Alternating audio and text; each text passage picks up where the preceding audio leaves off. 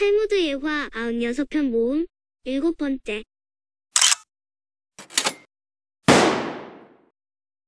31. 족제비와 우물이 지켜준 맹세.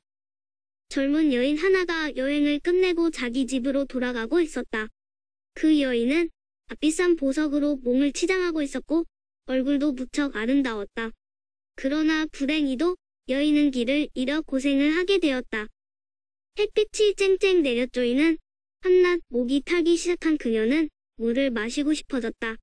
그런데 마침 멀지 않은 곳에 우물이 보였다. 기운을 차려 여인은 그곳까지 달려갔지만 곧 실망하고 말았다. 왜냐하면 그 우물에는 두레박이 없어서 물을 떠먹을 수가 없게 되었기 때문이다. 너무나 목이 마른 그녀는 하는 수 없이 줄을 타고 우물 속으로 내려가 물을 마셨다. 그리고는 가까스로 원기를 회복했다. 그러나 문제가 있었다. 물을 실컷 마시고 다시 땅 위로 올라가려 했으나 도저히 밖으로 나올 방법이 없었던 것이다. 그녀는 절망하여 울기 시작했다. 그런데 마침 잘생긴 젊은이 하나가 우물 곁을 지나다가 여자의 울음소리를 듣게 되었다. 우물 속을 들여다보고 온 여인이 있는 것을 발견한 젊은이는 그 여자의 정체가 의심이 되었다.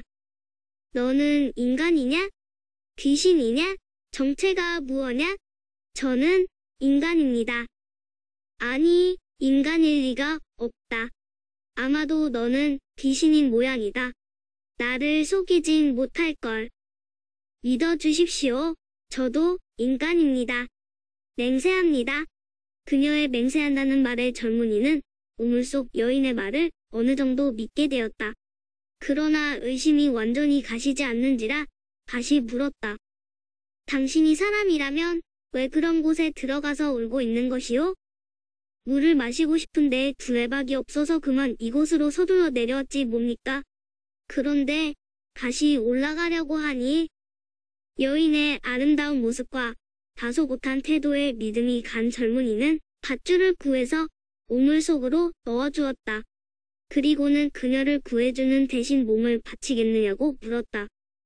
네, 그렇게 하겠습니다. 젊은이의 요구를 받아들이겠다고 하자 그는 밧줄을 끌어올려 여인을 구해주었다. 그녀가 우물 밖으로 나오자 젊은이는 여인을 끌어안고 몸을 뺏으려 했다. 젊은 여인은 그러는 그를 저지시키며 말했다. 저를 구해주셔서 감사합니다. 우선 하나 묻겠습니다. 댁은 어떠한 분이십니까? 나는 이스라엘 사람으로 제사장 집안의 사람이요. 그리고 우리 집은 이러이러한 곳에 있소. 저는 귀족 집안의 여식입니다. 그리고 뜻 이름 있는 집안의 자손인 듯하군요. 그런 분이 결혼에 대한 서약도 결혼식도 없이 짐승들이나 하는 그런 짓을 하려 드시다니 하나님을 모시는 사람으로서 부끄럽지도 않으십니까? 부디 저의 부모님에게 찾아오셔서 허락을 받으십시오. 당신이 그렇게 한다면 당신과 결혼하겠습니다. 여인의 조리 있는 말에 젊은이는 자신의 성급함을 뉘우쳤다. 읽고 두 사람은 장례를 약속했다. 우리 약속에 누구를 증인으로 세우지요? 그때 마침 족제비 한 마리가 두 사람 옆을 지나갔다. 그것을 본 젊은이는 말했다. 족제비와 우물을 우리 약속의 증인으로 하지요. 가까운 날에 젊은이가 처녀의 집을 찾기로 하고 두 사람은 서로 각자의 길을 떠났다. 집으로 무사히 돌아온 그녀는 우물가에서 한 약속을 충실히 지켜 청혼을 해오는 남자들을 모두 물리쳤다. 그들 중에는 집요하게 매달리는 남자도 있었다. 그런 남자는 결혼을 거절하면 죽어버리겠다고 우겨 그녀를 몹시 귀찮고 힘들게 했다. 마침내 그녀는 청혼자들 앞에서 미치광이 흉내를 내게 되었다. 자기가 입고 있는 옷은 물론이고 옆에 다가오는 자의 옷까지 갈기갈기 찢어버리며 발광을 했다. 그녀가 평소엔 얌전하다가도 청혼에 오는 남자만 있으면 미친 사람처럼 행동했기 때문에 점점 그녀를 아내로 맡겠다는 사람이 줄어갔다. 그녀는 부모님의 근심도 아랑곳하지 않고 우물가에서 만난 사람과의 약속을 지키려고 그가 청혼에 올 것만을 기다리며 살았다. 그러나 남자 쪽은 달랐다. 여인과 굳은 약속을 했음에도 불구하고 그는 고향에 돌아가자 곧 다른 여자와 결혼을 했다. 그의 아내는 곧 임신을 하여 사내 아이를 낳았다. 그러나 아이가 석 달쯤 된 어느 날 어디선가 족제비가 나타나서는 아이의 목을 물어 죽이고 말았다. 그 부부는 매우 슬픔에 젖었으나 이내 털어버리고 다시 아이를 가졌다.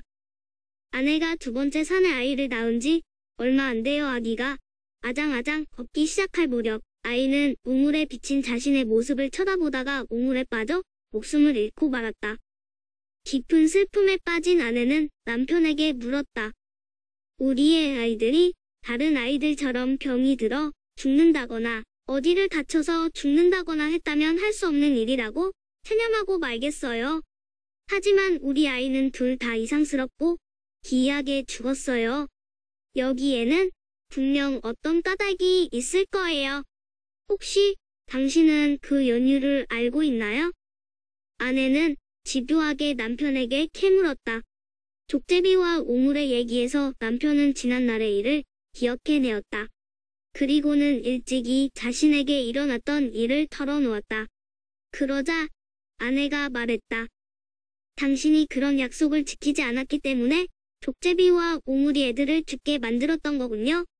당신은 지금이라도 그분에게로 돌아가는 것이 옳을 것 같습니다.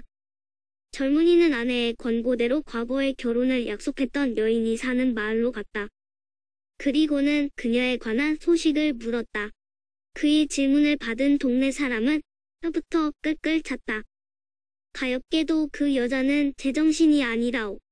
남자들이 결혼을 청하러 가면 옷을 찢고 물건을 집어던지고 이치광이가 된다오. 전에는 참 단정한 아가씨였는데 그때의 아름답던 아가씨가 미치광이가 되었다는 소식을 들은 젊은이는 실망이 되었다. 그러나 일단은 여자의 집으로 가서 그녀의 아버지를 만났다.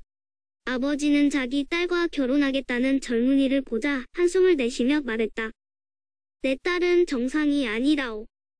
설령 그보다 더한 미치광이라도 저는 따님의 아내로 맡고 싶습니다. 아버지는 결혼에 필요한 증인을 불렀다. 그리고는 딸을 데려다가 결혼식을 올리라고 했다. 이윽고 젊은이가 그녀의 곁으로 다가서자 그녀는 홍은대로 미친 사람처럼 행동하는 것이었다. 젊은이는 그녀에게로 다가가 귓가에 대고 나지막하게 속삭였다. 족제비와 우물이 우리들의 증인이. 그 말을 듣는 순간 그녀의 표정은 금세 밝아지며 미치광이 같던 행동은 사라지고 본래의 아름다운 여인의 표정이 나타났다. 그녀는 오랜 기다림이 끝난 반가움에 울먹이며 말했다. 저는 당신과의 약속을 단 하루도 잊은 적이 없습니다. 두 사람은 많은 사람의 축복을 받으며 결혼을 했다. 그리고 많은 자녀를 두고 부자가 되어 행복하게 살았다. 32. 악마의 선물. 이 세상에서 최초의 인간이 포도를 재배하고 있었다. 거기에서 악마가 찾아와 한참을 들여다보더니 물었다. 무엇을 하고 있는가? 인간이 빙그레 웃으며 말했다. 멋진 식물을 심고 있지. 이런 식물은 본 일이 없는데. 인간은 악마에게 말했다. 이것은 아주 달콤하고 맛있는 열매가 열려서 그 즙을 마시면 당신을 행복하게 만들 것이다.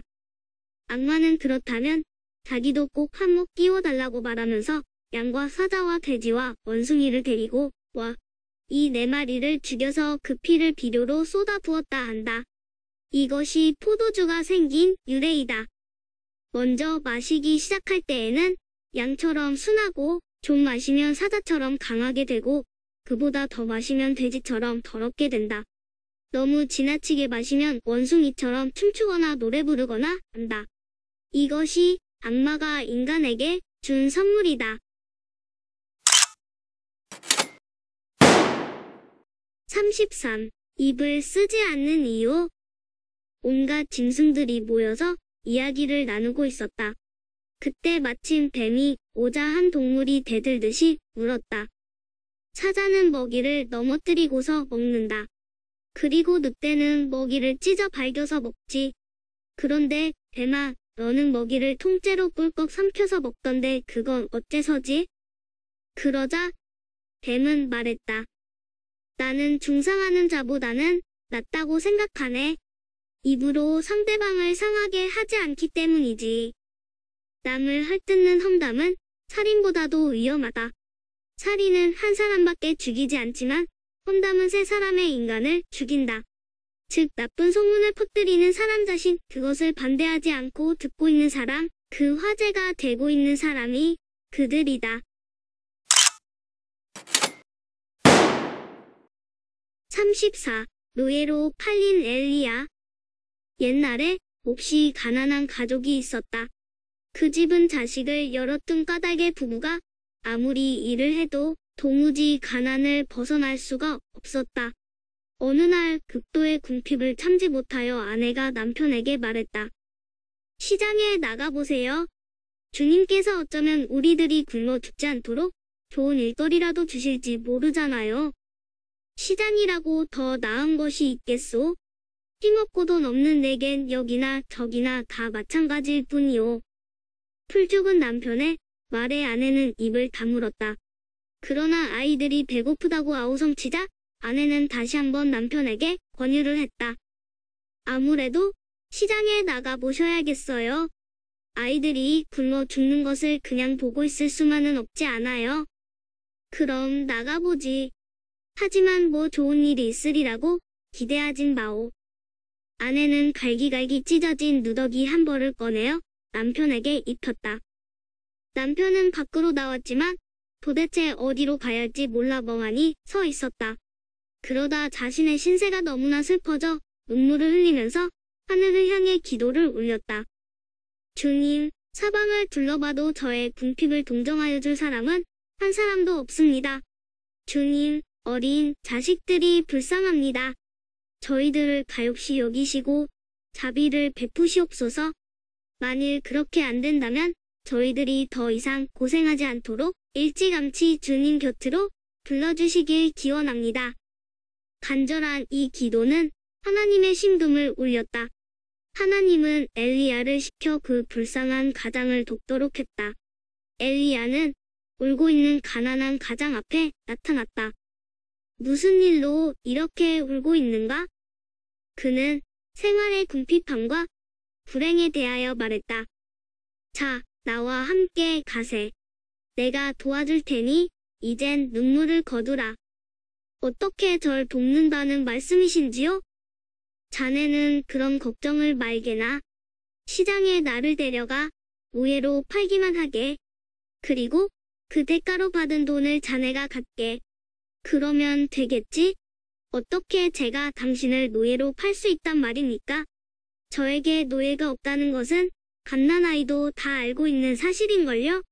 시장에 당신과 함께 가면 아마 당신이 주인이고 제가 노예라고 할 것입니다. 아무 염려 말고 내가 시키는 대로만 하게. 그리고 나를 팔면 그 돈에서 1데나리온만 나에게 주게. 사내는 엘리야가 시키는 대로 했다. 엘리야를 데리고 시장에 갔을 때 두 사람을 본 사람은 누구나 엘리야가 주인이고 사내가 노예라고 생각했다. 엘리야는 모여든 사람들에게 사내가 바로 자신의 주인이며 자신은 팔려질 노예라고 설명했다. 바로 그때 왕의 신하 하나가 지나가다가 엘리야를 보고는 무언가 짚히는 것이 있어 그 노예를 사서 왕에게 바쳐야겠다고 생각을 했다. 신하는 사내에게 80데나리온의 노예를 팔라고 했다. 엘리야는 사내의 귀에 몰래 속삭였다. 나를 80데나리온의 왕의 신하에게 팔게. 사내는 시키는 대로 왕의 신하로부터 80데나리온을 받고 엘리야를 팔았다. 그리고는 1데나리온을 엘리야에게 주었다. 엘리야는 그 돈을 받았다가는 다시 돌려주며 말했다. 이 돈까지 가져가게. 그리고 가족과 함께 즐겁게 살아가게. 이젠 두 번 다시 고생하는 일이 없을 것이네. 엘리야의 도움으로 돈을 벌게 된 사내는 집으로 돌아갔다. 굶주릴 대로 굶주려 곧 쓰러질 것만 같았던 아내와 아이들은 아버지가 먹고 남을 정도의 음식을 사오자 정신없이 먹고 마셨다. 이윽고 아내는 자초지정을 듣고 싶어 했다. 사내는 시장에서 있었던 일을 모두 얘기했다. 그날부터 주님은 그의 집안에 더욱 자비를 베푸시어 행복한 가정이 되었다. 한편 왕이 신하에게 팔려간 엘리야는 왕 앞에 나아가게 되었다. 왕은 엘리야에게 물었다. 너는 무슨 일을 할 수 있느냐? 저는 건축에 갈통하고 있습니다. 그 무렵 왕은 도시 외곽에 커다란 성을 쌓으려고 반석들을 실어 나르고 나무를 베어 넘기고 건축 기술이 있는 노예들을 수없이 모으고 있는 중이었다. 그러므로 건축에 능한 사람이 대단히 환영을 받았다. 그렇다면 잘 되었구나. 나를 위해 성을 쌓아라. 그러면서 왕은 쌓기를 바라는 성의 모형과 크기에 대해 설명을 했다. 그리고 또 하나, 건축 기간은 6개월이네. 그 기간을 넘겨서는 안 돼. 만일 자네가 내가 말한 바를 모두 지켜준다면 성이 지어지는 즉시 그대를 자유의 몸으로 해주겠으며 후한 상도 내리겠도다. 왕의 분부대로 하겠나이다. 지금부터 시작하겠으니 신하들에게 명하시어 건축에 필요한 것들을 모두 주십시오. 그날 밤 엘리야는 주님에게 왕이 원하는 성을 만들어 주십사고 간절히 빌었다. 그 기원은 주님께 받아들여져 다음날 해가 뜨기 전에 왕이 말하던 성이 웅장한 자태를 드러내게 되었다. 왕과의 약속이 이루어지자 엘리야는 즉시 그곳을 떠났다. 성이 완성되어 있다는 보고를 들은 왕은 성을 보러 나왔다. 그리고는 더할 수 없이 만족하였다. 이런 멋진 성을 하룻밤 사이에 이루어내다니 참으로 대단한 사람이구나. 왕은 사람을 풀어 그 기술자를 찾겠으나 이미 그 모습을 감춘 지 오래였다. 왕은 아마도 하나님이 보내신 사자인 모양이라고 속으로 생각했다. 엘리야는 가는 길에 자신을 노예로 팔았던 사내를 다시 만났다. 아니, 어떻게 이곳에? 당신은 왕의 신하에게 팔려갔지 않습니까? 나는 왕이 요구하는 바대로 모두 해주었소. 그들은 80데나리온을 주고 나를 샀지만 나는 그 돈의 몇천 배 일을 해주었으니 이제 자유의 몸이 되는 것이 당연하지 않소? 그 말을 듣고 사내는 경건한 마음으로 엘리야를 칭송했다. 35. 누구의 신앙이 옳은가? 우연히 유태인과 아랍인이 함께 길을 걷고 있었다. 그때 아랍인이 입을 열었다. 내가 믿는 신앙이 당신 유태인들의 신앙보다 훨씬 낫지요? 그 말에 유태인이 대꾸했다. 우리의 신앙이 보다 낫지요? 이런 말도 있지 않습니까? 늘 너희에게 내리는 가르침과 같이 올바른 율법과 계명을 가진 위대한 백성이 너희 외에 누가 있겠느냐 하는 말이오. 그럼 우리 내기를 해볼까요? 나의 신앙이 나은가? 당신의 신앙이 나은가 말이오. 만일 당신의 신앙이 낫다면 내 돈을 모두 당신에게 드리겠소. 하지만 나의 신앙이 당신의 신앙보다 훨씬 올바르다고 하면 당신이 가진 돈을 내가 모두 갚겠소. 어때요? 해보겠소? 좋고 말고요.